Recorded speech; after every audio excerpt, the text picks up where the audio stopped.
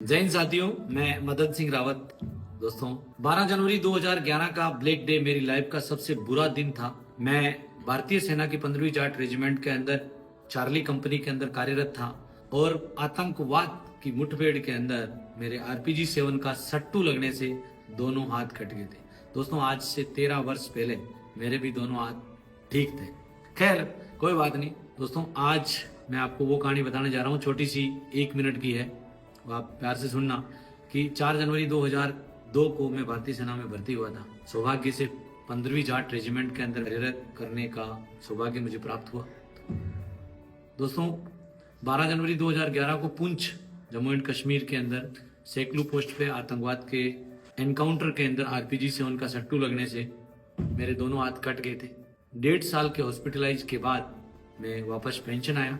Pension आने के बाद मुझे एक एहसास हुआ कि दुश्मन ने 2 हाथ काटे हैं, 200 हाथ इस देश सेवा के लिए मैं खड़े करना चाहता हूँ। तो दोस्तों, उस दिन मैंने प्रण लिया था और मदन फौजी न्यू रावत डिफेंस एकेडमी के कोच के रूप के अंदर उतर के ग्राउंड में आया और न्यू रावत डिफेंस एकेडमी ने 203 फौजी भारतीय सेना को आज तक दिए हैं।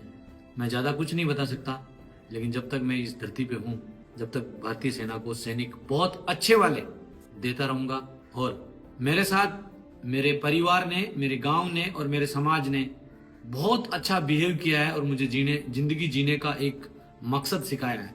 और मैं समाज, गांव और परिवार के साथ मिलके आज न्यू रावत डिफेंस एकेडमी को ऊंचे मुकाम पे ले जाने का प्रयास कर रहा हूं। उसमें इन सभी का बहुत बड़ा सहयोग रहा है, क्योंकि अकेला चना बाढ़ नहीं फोड़ सकता। इन सबका सहयोग रहा है और मेरी लाइफ का सबसे बुरा दिन है, क्योंकि आज से 13 वर्ष पहले मेरे भी दोनों हाथ ठीक थे।